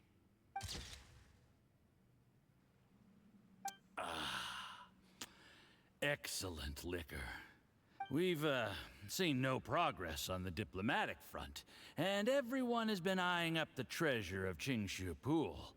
It's been a real headache for me. But soon, everything will be taken care of, and I can report back on a successful mission. Thank you, Juryi.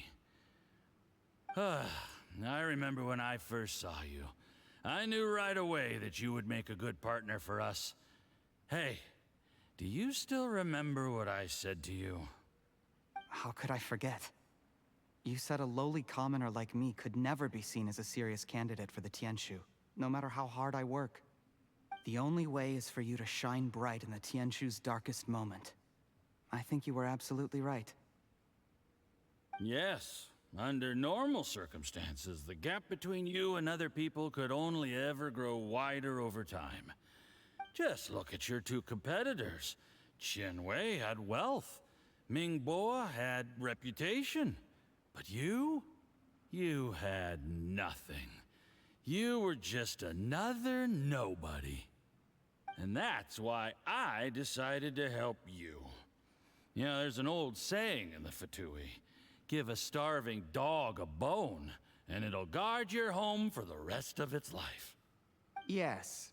I cannot thank you enough for your generous support. You know, the best thing about you is that you do as you're told without complaining. Hey, keep up the good work, and I can assure you, you'll never have to worry about Mora again. Heck, when you're not in the company of the Fatui, you'll be able to throw your weight around as much as you want. How about that? Uncle Gao said that Juryi has low self-esteem. Seems he was right. He was worried that whatever advantage he might have now will diminish over time, so the Fatui persuaded him that he should act while he can. Do you have any more film in the camera? Then get ready to use it. Tonight's grand finale should be coming up any minute now. How well this goes for us depends on how Juryi plays his hand. Ooh, is there any more alcohol? Go on. Fill me up. I'm in a good mood today, and I'm gonna drink my fill. Make sure to get me home safely afterward. There's only a little left. Here, I'll fill your glass. If you like it, I can bring you some more next time. Whoa, this is the good stuff. It is great. Huh? What the?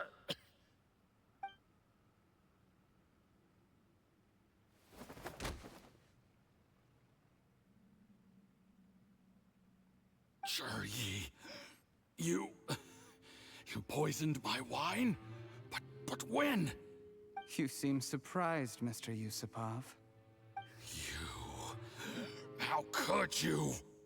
How could I not? I've sacrificed years of my life studying and reflecting to prepare myself for this position. And in the end, I even had to poison my own teacher. You really think I'd put myself through all that just to become your little puppet? I don't want to bow down to anyone ever again. And that includes you. You imbecile. It's the Fatui who got you to where you are. Do you understand? If I disappear with no explanation, the embassy will come after you. They'll get to the bottom of this. Mark my words. Do you see the haystack in the corner? Underneath it is a pile of explosives. And next door in the dark room are the 3 undercover agents you sent to infiltrate the Black Cliff Forge. I'm gonna stay here till I see you slip into unconsciousness. Then I'm gonna set this on fire. Once the flames burn through the hay, they'll ignite the explosives, the ruins will collapse, and everything will be buried. What do you hope to? I took the liberty of leaving some evidence of your contact with the undercover agents at the Black Cliff Forge. It won't take long for people to join the dots. 2 missing person cases will become one as the truth gradually reveals itself. The Fatui planted undercover agents in the Black Cliff Forge to steal their signature ruin-grade explosives. Their plan was to blow through the solid floor tiles in the dead of night and seize the treasure of Qingshu Pool. But things didn't quite go to plan. Mistakes were made that led to the accidental deaths of the entire crew. Faced with the overwhelming evidence, the embassy won't investigate this any further. In fact, they'll be only too happy to blame it all on a rogue operation by you. It explains why you acted alone, while exonerating the rest of the embassy of any liability. Of course, none of that will have anything to do with me. When all of this comes to my attention, I'm afraid I'll have no choice but to cancel the Qingshu Pool redevelopment plan immediately. I guess then, I'll be Tianshu in my own right, with a clean record and well out of the Fatui's reach. Juri, do you really think you're gonna get away with this? The Fatui has a record of everything. That includes the poison, all interactions between us, even my trip here tonight. After I die, they'll come looking, and they'll get to the bottom of this. A record? Oh, you must mean the one in the hands of your second-in-command, Theophon? What? How do you know about that? Because when you contacted me, I also made contact with your associates. I have Theophon to thank for providing me with the poison I used on you today. He'll help me tie up all the loose ends. After all, your untimely demise comes with a few perks for him. He has been eyeing your position for a long time now. That traitor! Juri, you... Shh. Relax. It's over. After tonight, everyone gets what they want. And anyone else in the know is either my accomplice or about to be taken out of the picture. Sweet dreams, Mr. Yusupov.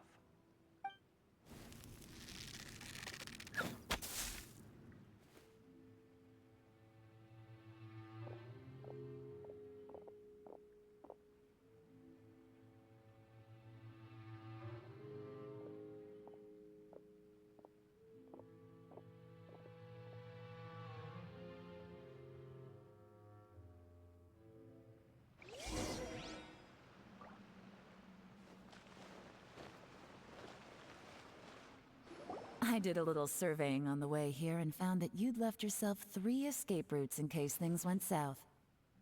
I have them all surrounded. If you're thinking of trying anything, save yourself the effort. The game's up. We were here the whole time and have pictures of everything. They came out pretty nicely. Want to see them? The game's up? Forgive me, I'm not quite sure what you're referring to, Miss Yelan.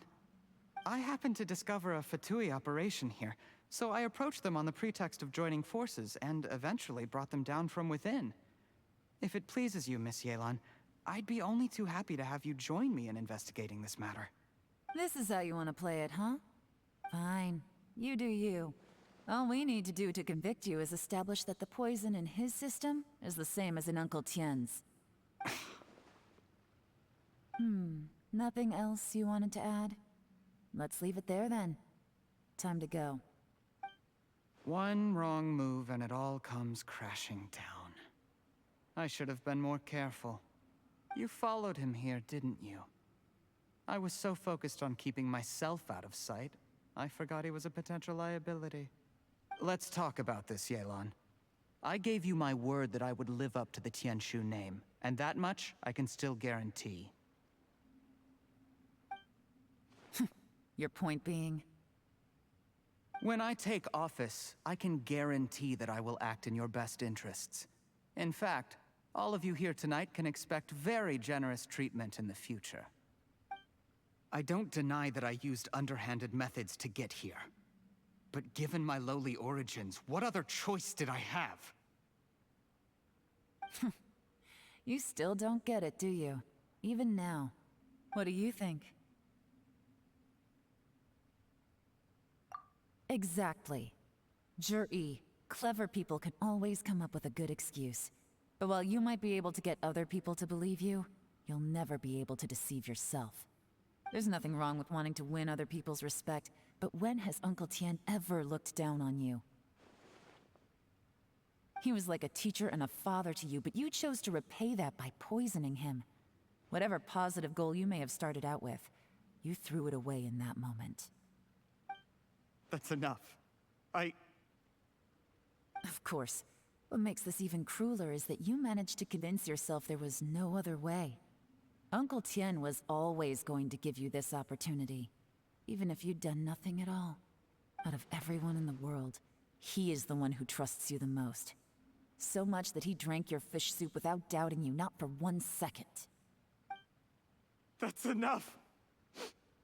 That's enough. Life is like fishing. It cannot be rushed. Whatever you do, impatience will accomplish nothing. I was just like you once, desperate to prove myself. Only later did I realize things do not always turn out the way you plan, but you have to keep calm to carry on. You're still young. Be patient, believe in yourself, and don't look outside yourself to prove your value.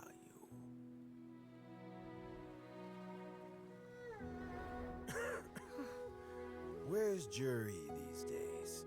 It's been a long time since he last paid me a visit. Maybe he's just busy. Well, next time, if he doesn't bring a pot of piping hot fish soup, don't let him in.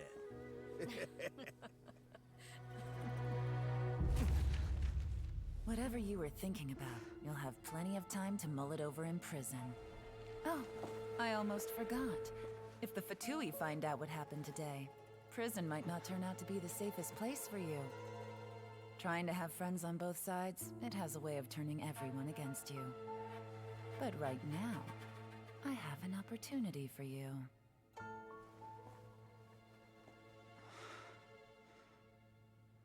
Huh?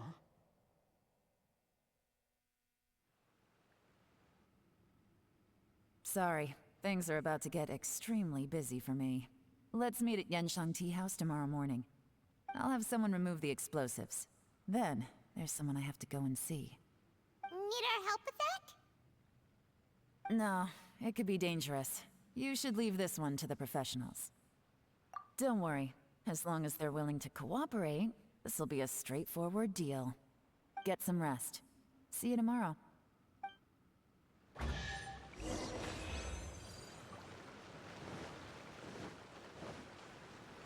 There is no escape!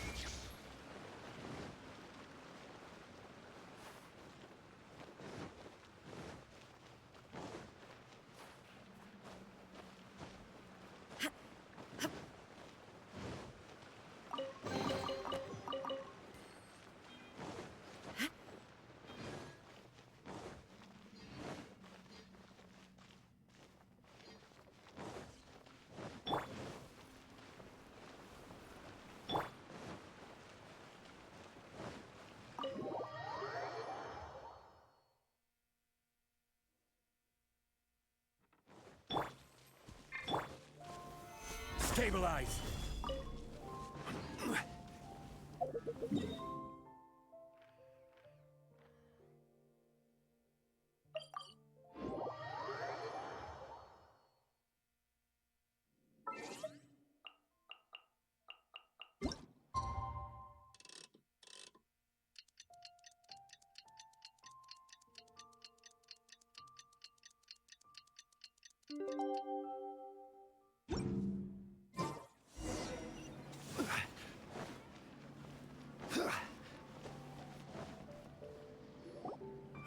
There is now no poison left in his system. But recovery from the damage already done will not happen overnight. Dr. Baiju, is my father going to be... You needn't worry too much. Keep taking the prescribed medicine every day, and a full recovery will take at most 2 to 3 years.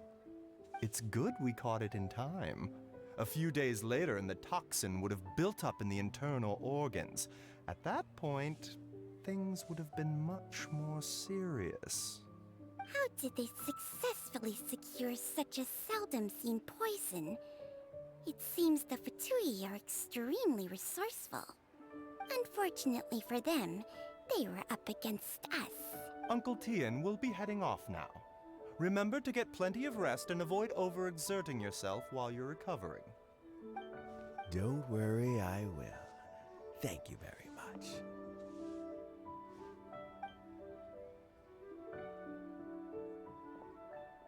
Ah, you're here too? Thank you for all you've done to resolve this situation. And I'll have to make some tea in a moment. You simply have to try it. Yes, the exhaustion seems to have gone. My mind is steadily getting clearer again. Luckily, it looks like choosing the Tianshu's successor is suddenly not such a pressing issue after all.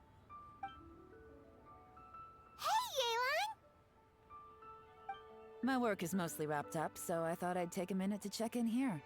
The assessment process comes to an end here, Uncle Tian. In my opinion, Zhi is not suitable for the position. But Qianwei and Mingbo both have potential. You have my gratitude. People can change their loyalties easily. I've always known this.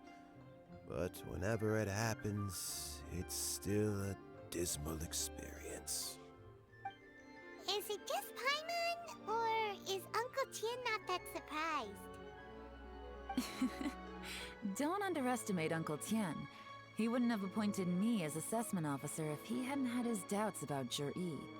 Normally, the Yuehai Pavilion would be responsible for assessing the candidates. Isn't that right, Uncle Tian? Yes, to be quite honest, I wanted to trust him unreservedly. But I have to be responsible with the position of Tianshu. When I first met Zhi, I wondered if he had approached me with a hidden agenda. So I secretly investigated him. I concluded that he had no ulterior motives whatsoever. He just saw me as an ordinary fishing friend. In the end, even he changed.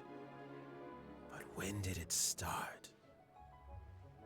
I never had any plans to recommend him directly, but I always intended to give him the chance to compete on a level playing field. Family background and fame mean everything to many people, but I don't attach great importance to them. I had no reputation to speak of when I first became Tianshu. I relied on Ganyu's assistance for all manner of things. What I really admired about Zhi was his intelligence and resilience. I have to admit, he's a smart guy, and very cautious. The intel suggests that the Fatui saw him as very low risk, but Zhi was still extremely careful with the poisoning. He chose that specific liquor from Xinyue Kiosk because the fiery flavor would mask the bitterness of the poison, and he chose to wait until the Fatui official was drunk and had his guard down before delivering it to him. He also installed a secret compartment in the wine pot he bought to hold the poison. As the amount of liquor went down, he'd shake the pot to release the poison from the compartment into the liquor. Afterwards, we also found he had an antidote on him. Had the Fatui official grown suspicious, Zhi would have drunk the poisoned wine himself, and then found an opportunity to take the antidote shortly afterwards. But that's still really dangerous. Yes. Had he drunk the poisonous wine, he still would have faced serious health consequences despite taking the antidote. He didn't hesitate to put himself in harm's way to achieve his goal. How is Zhi now? Well, I mean, he is sitting in a jail cell. Like Yanfei says, everyone who breaks the law has to pay the price. Still, he's cooperating. He didn't turn down my offer to strike a deal. I'll make sure there are plenty of guards around to keep him safe from anything the Fatui might be planning. A deal? Does this have to do with what you said to him when you arrested him? Yes, Juri's not the one I'm interested in. If he was as far as this went, I'd have handed the case off to my subordinates as soon as I realized. But once the Fatui became involved, things got a whole lot more interesting. I thought I might have the chance to catch a big fish. Well, did you? Almost. Unfortunately, it slipped off the hook at the last second. Uncle Tian? Yelan? What are you talking about? Paimon doesn't understand. Jur-E colluded with the Fatui to try and secure the position of Tianshu. Or, to put it the other way around, the Fatui made an attempt to interfere in the Tianshu selection process. With Yusupov in our hands, and a statement from Jur-E, we could afford to continue with a diplomatic offensive. Also, we'd be able to gain control of Theophan, Yusupov's second-in-command. Then we'd have a pawn in the ranks of the Fatui. Pawns like this can be major assets. They open up all sorts of new options. Why else did you think I was investing so much time and effort into this case? So, okay, well, did your plan succeed? We got halfway. The first part went off without a hitch, and we passed all the information on to Lady Ningguang. But when we tried to make contact with Theophan, he was gone, along with all the evidence. The Fatui must be spying on us. Otherwise, they'd never been able to respond so quickly. I found out from other sources that the Harbinger, Regrator, got involved. The Fatui's main forces aren't concentrated here. Regrator was only treating this as a peripheral concern. It's a pity that Theophan got away, but knowing which Harbingers are still looking at Liyue is something. It gives me a starting point for my next mission. I have to ask, Yelan, do you have any desire to take over the position of Tianshu yourself? I remember you showed some interest a few days ago at Yanshang Tea House. In my estimation, you are more than competent. Oh, that. I was obviously joking. I prefer my current life. There's danger and there's excitement. Although it'd still be a behind-the-scenes role, as Tianshu, I wouldn't have the chance to get involved in anything truly clandestine or face any real danger. All right, I'm done here. Time for me to go. I'm heading off again in a few days, and I still have to prepare. Where are you off to this time? As you might have guessed, it's for me to know and you to find out. But I'm sure if you keep going as you are, getting yourselves involved in other people's business all the time, you're sure to get caught up in another misadventure before too long. Maybe I'll see you the next time danger beckons. Until then, keep your wits about you. A lot of people are watching you for a lot of reasons. If you have any more questions, just ask Uncle Tian. After the recent turn of events, I'd say he owes you one, wouldn't you?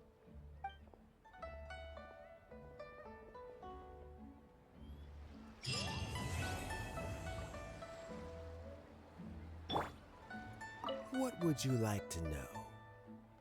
Something I've said to Juri, Qinwei, and Mingguo before is that while cunning and scheming are quite crucial, even more important than this is staying true to yourself. Juri and Ambassador Yusupov each saw each other as a means to an end. They thought that if they could just outsmart their opponent, they would emerge the final victor. And yet, in the eyes of Yelan and Regrator, they are but pawns in a much bigger game. Scheming is an endless endeavor. If you can't cope with it, you're better off staying out of it. It gives you a much clearer view in any case. Everyone has self-interest, but you cannot let it be your master. So, don't fight over fleeting gains and losses. Rather, focus on the direction your heart is leading you, and keep moving forward. What would you like to know? I first met Yelan when she was very young. Even back then, she was extremely tough, and she kept her cards close to her chest. An old friend of mine once privately commented to me that Yelan is always smiling, but never with her eyes. She is a very dangerous person. Something of an exaggeration in my view. At least, I know she would never hurt the people she trusts. What would you like to know? Regrator is the ninth of the Fatui Harbingers, though likely the first among them where wealth is concerned. However, his wealth is not a mere question of how much more he has to his name. He has a very unique understanding of wealth, and what he's planning may very well shake the world to its core. Beyond that, I don't have a lot of information about him. If you need to know more in the future, you can ask Ning Guang. What would you like to know? As Yelan says, now that I'm on the mend, I should have another few years' worth of work in me. During this time, I plan to gradually hand over my duties while mentoring some new candidates. That reminds me. Chen Wei and Ming Bo are still waiting downstairs. I must go and have a chat with them shortly.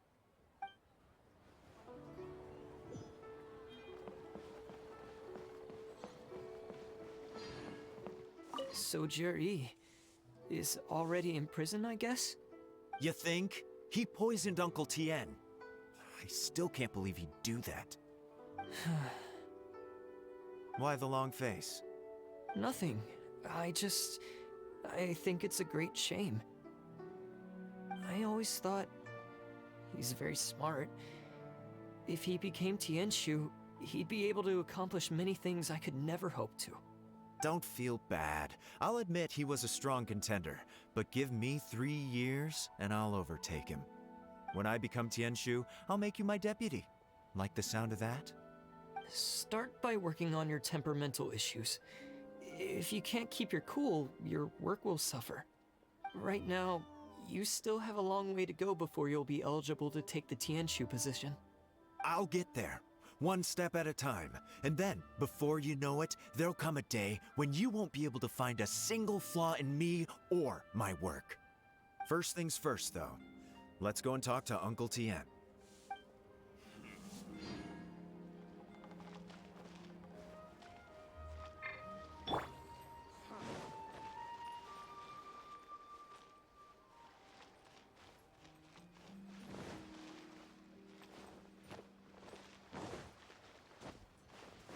More speed.